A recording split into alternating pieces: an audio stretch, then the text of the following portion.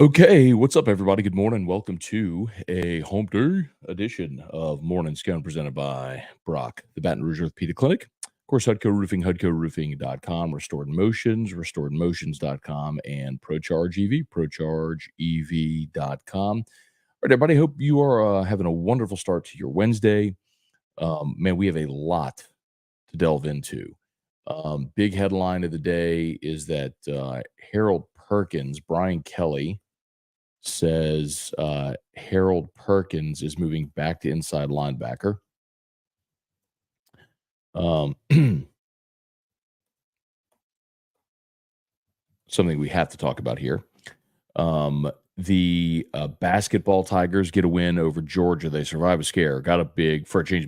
Got up big, blew the lead, but held on late for the win.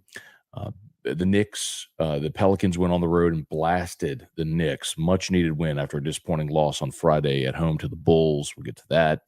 And baseball Tigers are on the road today at Rice. So first road game of the year, big weekend away for the Tigers. So we'll delve into all of that coming up here shortly. All right, if you're on YouTube, smash that like button, subscribe to the channel, Facebook, like the Matt Moscona page, share the post. You know the drill. As always, we appreciate you for being there. So we'll start with Brian Kelly saying Harold Perkins moving back to inside linebacker. We all know that this is a thing that happened a year ago. Perkins had the fantastic freshman year as an edge rusher. Moved him to inside backer. The opening game of the season against Florida State, he got caught up in the wash. He was wholly ineffective. They moved him back outside, really into that nickel Sam role is kind of how they defined it. So he did play coverage a good bit, but he was on the strong side, and so he was able to rush the passer. And they moved him out of the box. Now there's pros and cons to that. You move Harold Perkins outside of the box, well, then teams can scheme him farther away from the football and into coverage, which a lot of teams did. But LSU tried to get creative with ways that they used him. And as we've talked about, Perkins, his numbers freshman to sophomore year were almost identical. That's something that's kind of lost on because Perkins, it felt like in 2023, his impact wasn't felt the way it was in 2022. But when you look at the numbers, as a freshman, 72 tackles, sophomore, 75. TFLs as a freshman, 13. As a sophomore, 13. Sacks as a freshman, 7.5. As a sophomore, 5.5. Forced fumbles, 4-3. Interceptions, 1 both seasons. Passes defense, 3 as a freshman, 6 as a sophomore. So statistically, Perkins' years, freshman and sophomore, were almost identical. And I know he played more snaps. They played the same number of games. Played more snaps as a sophomore, but that's really irrelevant because he still made those plays, the TFLs, the sacks, the forced fumbles, the interceptions. Like those plays were still made. It's just when they were made, at what point in the game where they had impact points in the game. And the reality is it wasn't that Perkins wasn't making an impact. It was that the defense was so bad that even if he did make an impact, let's say he got a sack on second down to force 3rd and 13, the team would convert because the defense was so bad. So I think Perkins disappearing last year was less about where he was playing on the field and more about it was just hard to stand out in a defense that was atrocious. I hate the idea of moving him back inside, but this should tell you what's going on. We told you last year that there wasn't a Matt House decision or a Brian Kelly decision. That was a Harold Perkins decision. After his freshman year, Harold Perkins had opportunities to leave. He certainly had NIL offers. Everybody tampers. We know that. And he wants the opportunity to play inside. Harold Perkins wants to be Devin White at the next level. I've said that a million times over the last year, and now it should resonate with you now if it didn't before, because he feels like instead of being a one-trick pony, an edge rusher, a part-time, maybe like third down specialist, you're an every down linebacker, and you can make way more money if you're a 3-down linebacker in the NFL, as opposed to a pass rush specialist. Well, the problem is he ain't Devin White, and he ain't going to be. And you can make whatever linebacker comparison you want. The problem is Harold Perkins is not an inside linebacker. He's never going to be. He doesn't have the size of the frame to be an inside backer, which is why he got caught up in the wash so much last year in that Florida State game and was like, that is just a bad idea. You could see it. I mean, by comparison, like if you want to compare him, say, so when Blake Baker was here for his one season, he had Damone Clark, right? And so you could say, okay, well, look what Blake Baker did with Damone Clark. Damone Clark, I'm looking at it right here, his LSU bio, 6'3", 240. 6'3", 240. Harold Perkins, I'm looking at it right here, 6'1", 220.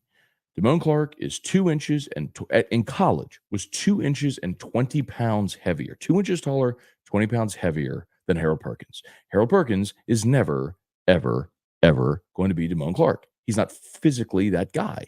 That's like, I I don't know, asking um Will Clapp to be Will Campbell. Like, it's never gonna be the same thing. They can both be really, really good at the thing they do, but the thing they do is very different because of how they're built. It's the way it is. So, um, that's disappointing to hear, but there's no doubt that a year ago, that was a Harold Perkins decision, and LSU made it to keep him, and unfortunately, it looks like Harold Perkins hadn't learned his lesson and wants to run that back, and that is a really disappointing thing because that's not gonna work. It's not gonna work for him. That's not his role. It's not what suits his skill set, um, and I fear you're gonna waste another offseason with Harold Perkins trying to force him back inside. Now, one of the things in the Wilson Alexander article that, Brian Kelly talked about, um, was uh, the star position that, that Blake Baker implemented at Missouri. So we'll see if, um,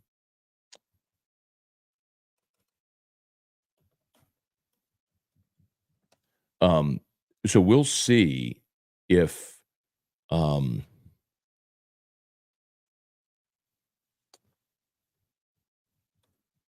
I'm sorry, y'all. So we'll see if that makes sense. Like if Blake Baker can find a way to maximize him in that star position. So remember this past year, Perkins was playing in that nickel Sam role. So on the strong side, the star linebacker in that defense is more of a weak side linebacker. So maybe maybe the way Blake Baker wants to use him might make more sense. Maybe he has better ideas, but if you think he's gonna be a Mike, Harold Perkins is never gonna be that. He's just never gonna be 6'3", 240. He's never gonna look like Devin White. It's just physically not what he does, and the thing that he does exceptionally well is rush the passer. So I know a lot of people make the Hassan Reddick comp. Hassan Reddick is a really good edge rusher, played at Temple, has had a really good NFL career, with the Cardinals, Panthers, now with the Eagles. Reddick he was the 13th pick in the draft, 6'1", 240. Perkins is 6'1", 220. Could you put weight on Perkins and maintain the athleticism and get him to be a Hassan Reddick? Maybe. And that might be his best comp, but it's never going to be a Mike Backer. Okay. We'll say some good mornings here. Please smash the like button. Basketball last night beats Georgia by the hardest. I mean, LSU got up big in that ball game. They lost the lead. Georgia came back and took the lead. LSU would retake a 67-66 lead inside of the final minute on a couple of free throws by Will Baker. Frenetic finish where Georgia had a shot, an offensive rebound, attempted to put back, and LSU defended it twice, thank goodness. And the Tigers pull out the win. They had to get that one at home. They could not afford to lose that game. Not after losing the home game to Mississippi State and knowing you've got road games at Vanderbilt, who beat Arkansas, by the way, last night. You have Vanderbilt and Arkansas both on the road. Memorial Gym is a weird place to play. It's quirky, and Arkansas, although they are not a very good team, Bud Walton Arena, when it's full and rocking, it can be a tough place to play as well. So you had to get this home game, and you got to get the home game against Mizzou. You get the home game against Mizzou, and you split the road games against Vanderbilt and Arkansas. You're 9-9 in the league, which would be an incredible season for Matt McMahon and these Tigers, considering they were picked 13th in the conference by the league's coaches. And LSU right now at 7-8 is smack dab in the middle. So, really a pretty incredible season, all things considered, um, for the basketball Tigers. Pels blew out the Knicks last night. Really fun to watch that game. Trey Murphy was pretty incredible for the Pels last night. Um, and even when it looked like the Knicks might try to make a run, the Pels just shot the lights out in the fourth quarter. So 115-92. They got the second of a back-to-back tonight. They play the Pacers. Busy night tonight. And then the LSU baseball team is on the road tonight against Rice in Houston. So traveled yesterday. They play Rice today. Um, and then they'll have the day off Thursday. Then Friday, they begin the Astros Classic there at Minute Maid. So busy weekend, man. One of the reasons I love springtime, spring sports, you're never wanting for anything, man. There is always something going on like every night of the week. So during football season, you've got football every night of the week. During the spring, you've got something every night of the week, which is really cool. So anyway, all right. Let's say some good mornings here. Fire away. You know the drill. David Tolson, good morning.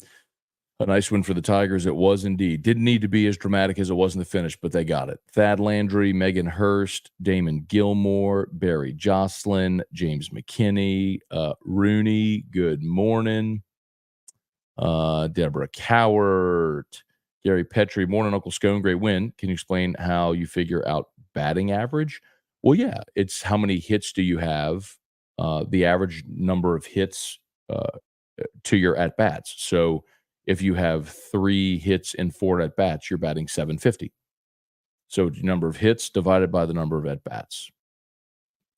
Not plate appearances, remember. So like a walk does not go down as an at-bat. If you have 4 plate appearances, but you walk once and you have 1 hit and you get out twice, you're 1 for 3. So you batted 333 and you had a walk. Brian Broom, good morning. Jason H, Brian Wynn, Craig Dugas, morning, ball. Madman McMahon taking no prisoners, basketball school. Craig's fired up. Don't imagine you were too fired up after Saturday night, Craig, but I'm not trying to rain on your parade. I think this coaching staff and this team deserves a tremendous amount of credit. They're 7-8 in the conference. They were picked to finish 13th. They have really found some consistency despite not having glaring weaknesses. Like they do not have rim protection, but they have found shooters and they have found a great desire and will, which is pretty cool to see. Wacky Chris, good morning. Shout out Tiger softball, 13-0, ranked number 3. How about it? Remember talking to Howard Dobson at the so Howard Dobson, LSU softball hitting coach. His son Tripp is on the Catholic High baseball team, and they asked me to come MC their first pitch banquet. So I got to talk to Howard a little bit about how the team was going to be. I thought he was being a little modest, but he said, look, they returned a lot and they felt like they were going to be pretty good. And they have been so far. So congrats to Beth Tarina and the Tigers. They're rolling right now. Thad Landry, dude, I haven't been watching. Work's been busy, but dude, you sound like a rock star with the new equipment. Okay. Thank you, Thad. It's all about the microphone. Trivia Carter, good morning. Craig Dugas looks like a crypto bro about to give us questionable financial advice. Did I miss something, Craig? I don't. Uh,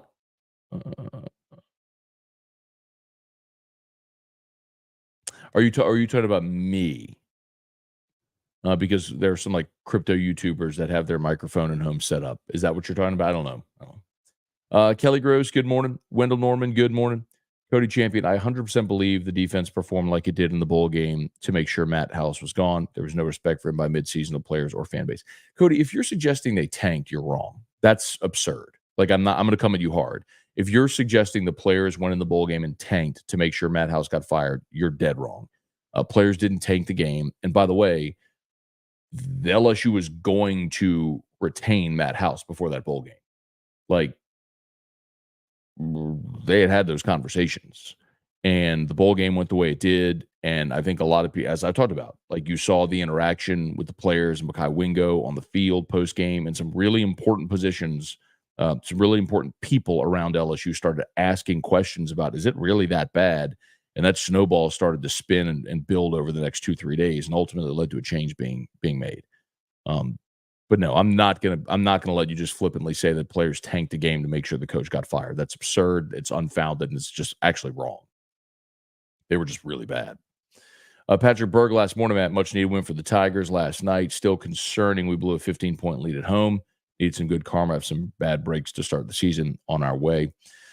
Yeah, man, it was kind of the inverse of what we've seen LSU do, which is dig themselves holes. 20 points against Florida. Was it 16 against Kentucky? They dug themselves out. So the opposite. 15-point lead early in the second half against Georgia.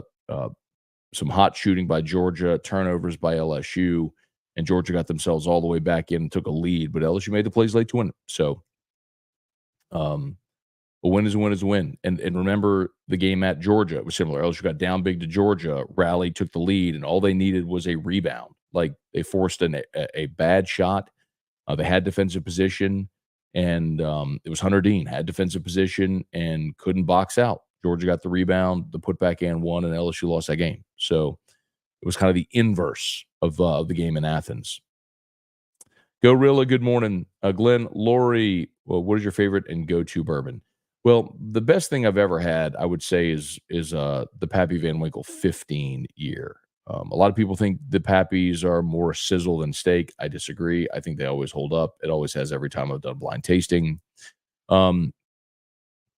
Go-to, I don't necessarily have an everyday sipper, but of the things that I try to keep a good stash on, if I was going to grab anything, it would be Weller 12, the Black Label Weller right there.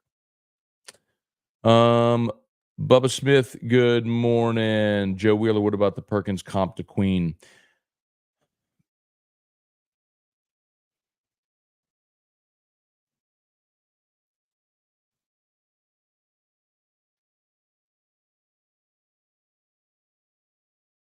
I like that better. I like that better than saying Devin White or Damone Clark. But again, Patrick Queen,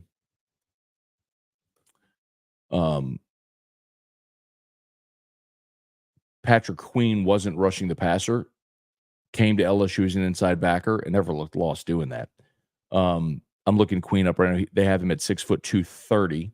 So could you put more weight on Perkins, bulk him up, maintain a lot of that athleticism, and learn to play in traffic? I mean, that's the biggest issue. That was the biggest issue in that Florida State game, is with all the bodies in the box, you can't be slow to react. Like, you have to be intentional and not reactionary. You have to be attacking. And Perkins was reactionary. The game's too fast to be reactionary at this level. You can't wait to see what's going to happen and then react to it. You got a 300-pound offensive lineman in your pads and a 4-3 running back racing past you. I mean, that was the problem. So I don't hate the Patrick Queen comparison, but I do think it's somewhat I think athletically, it's a good comp. Queen, again, is bigger still than Harold Perkins. If you want to find, okay, physically, who's a guy that maybe looks a little bit like Perkins that's found a way to make it work, okay. But again, I would still go back to say, like, if Harold Perkins' best skill set is his ability to rush the passer, why are you trying to turn him into something other than a pass rusher? Anyway. Did we lose? Well, okay, Juan said, is the audio out? No, audio is not out. I think we're good. All right, please smash the like button if you would. Subscribe up to the channel, Facebook, like the Matt Moscona page, share the post. We appreciate y'all for being there. Brandon Hoyt, good morning. Paul Herbert, good morning. Devin Johnson, what up? Jordan Simpson.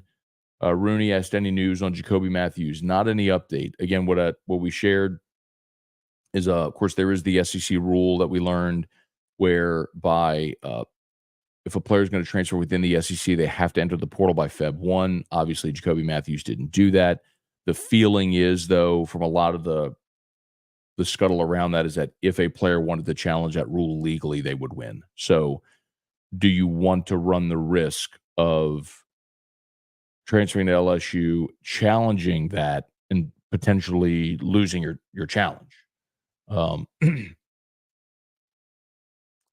Jordan Simpson, how's the weather down there? Cloudy and windy here in Shreveport. I think it's nice this morning. A little overcast, a little cloudy. Seems nice. Jeff McKithen, good morning. Jason H. Kicks of the day. I might have to change it up, Jason. Got my Jordans, red, white, and blue Jordans. But that's a lighter blue than I'm wearing navy pants. I don't know if that's actually going to work. We'll see. Thought it might match my shirt, but we'll see.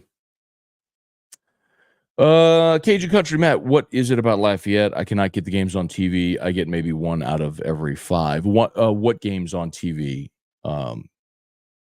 Pels game. So last night the Pels were not on Bally. Last night the Pels were on the local gray station. I think in Baton Rouge, channel 16 or whatever. So remember there's about 10 games that they chose that they were going to air on over the air television to make it easier for people to watch that don't have Bally. So that's why a lot of people maybe had trouble if you were looking for it last night on Bally, you didn't see it there. All right, less than 10 minutes to go. Rick Kelly, has the LSU men's crowd gotten better from the beginning of the season? I wasn't there, Rick, last night. We got back yesterday in town from Covey Rise, was not at the game. It looked kind of sparse, which not surprising after the way they kind of got run on Saturday against Mississippi State. And you had a 6 o'clock tip. So the early tip factors into it as well. People are maybe just getting off of work. But it didn't look packed last night, but again, I wasn't there. And LSU only releases paid attendance. They don't release actual attendance. Rocky Killian, good morning. My apologies if you've answered this. What time frame do you expect Bo Davis to bring in a tackle? In the next portal cycle. Remember, you can't do it right now because you're into the semester already. So the benefit of bringing in a tackle for spring semester would be to go through spring football, or any player would be to go through spring football. Well, that's if they entered the portal in the December period, transferred and enrolled in school for the spring semester. Well, if you're enrolled in school for the spring semester, then you can go through spring football. Well, if you're not enrolled, it's too late now. Obviously, I mean you're well past the drop date or the enroll date. So that portal window that opens up after spring. Remember, that's what Joe Burrow did. Joe Burrow left Ohio State after spring and arrived at LSU in June when workouts started, for summer school. So that's whoever they add, that's what they would do. Darren Reeves, good morning. Cardiac Cats get the W. They have found a way to scratch out some close games. Finish strong. Good morning, Matt. Got to give a lot of credit for Zion being available this year. Still some work to do. It's nice having him on the court. It's amazing, right? How different your team plays when your best player's on the court. It is so true though, man. And he was great last night. Trey Murphy really was fantastic last night as well. But Zion gave you 29 minutes, 21 points, 5 boards, 4 assists. BI had 24. Trey had 26. Trey was 6 of 11 from 3. I mean, 6 made threes is incredible. Trey Murphy was awesome last night. But yes, you're right. Zion being available is huge. Von Bluesman, good morning, Craig. All you need is a Bitcoin. I got Gamecoin. Rick Kelly, I saw the Beth interview with T-Bob and Hester. She's an awesome interview. Beth is one of my favorite people. She's one of my favorite coaches I've ever covered, and just one of my absolute favorite people around sports. So I've never made that a secret. Super biased. I always pull very hard for Beth Torina. I want very, very badly to see her go to OKC and win a national championship at LSU. JB Johnson, morning, Matt. Have you heard anything additional about the potential building of a new entertainment sporting venue in Baton Rouge? Heard about it in passing. Don't know any particulars. I don't know that I can say any particulars. If you're talking about the basketball arena, I think we might have talked about this a bit yesterday, which I know they evaluated a lot of different possibilities. They didn't want to move it to where the old Cow Palace is because they didn't want it on the other side of campus. They looked at putting a new basketball venue where the track stadium is now, moving the track stadium by the river, but they didn't want to do that because they felt like the wind coming off the river would greatly impact events in track and field, wind aided or detriment run times and field events, etc. And so the last I heard is that they were looking at building a new basketball arena over where the golf course is. So I guess over by the new box. So anyway. But again, I don't think anything's been decided at this point. Hey, Dad, good morning. Antron Hemingway, good morning. When's the next time there's a baseball game? Tonight. Yeah, man. So baseball tonight at Rice. There was a Rode Ewell asked Cade Anderson tonight. That's my guess. Rode is that it'll be Cade.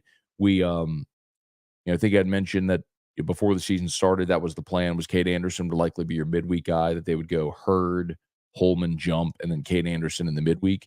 So this is your first true midweek game after a couple of 4-game weekends. So Anderson didn't pitch this weekend. It would make the most sense that he get the ball. And I'd like to see that, man. Let's see it. Freshman on the road, true road game. Give him the ball and see how it goes. Robert Potts, good morning. I think Skeens and Cruz make big league rosters this season. Living in Atlanta, wondering if I'll see Cruz on the field when the Nationals come to town. Yes. Yes, I do. I don't know that Cruz starts the season on the big league roster, but I do think he'll get a call up at some point. He had I don't know if you saw it yesterday, but Cruz had was playing in it was a non-roster invite with the big club, and he made a diving catch in center yesterday. It was pretty impressive. I mean, he's pretty incredible. Golden, good morning. Lawrence Burley, good morning. Gorilla, good morning. Matt is a wheated guy. Happy and Weller, huh? LOL, bougie, Matty. I do. I love wheated bourbon. Cody Champion, Old Ram Van Winkle 25 is the best bourbon I've ever had. Not cheap. I disagree, Cody, on the 25. I think it's when you get beyond 15, I think it's way too oaky.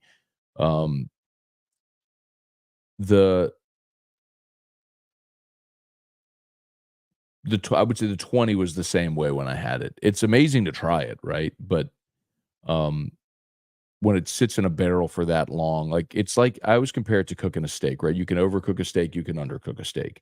And then there's like the perfect temperature. Same with aging whiskey. You can underage it, you can overage it. And I think that when you get to 20, 25 years, and I've had them. I mean, I've had the 20 plus year Van Winkles.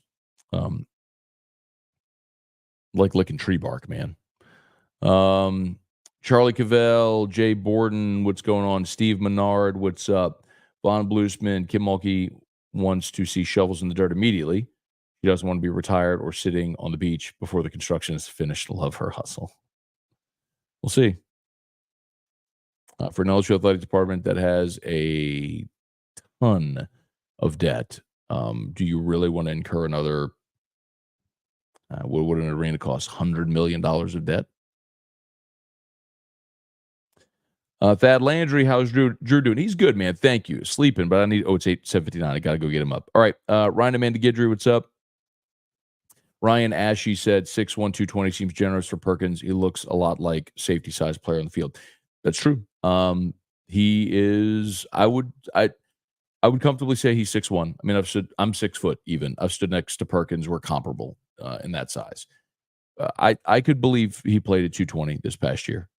I could buy 6'1", 220.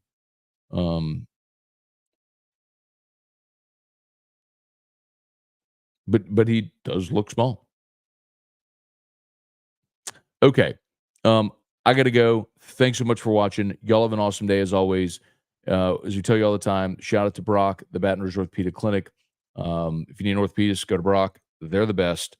And if you had hail damage, give us a shout, 364-1007, 364-1007, 364-1007 for Hudco Roofing and HudcoRoofing.com. Okay, y'all have a great day. We'll see you for AFR3. Peace.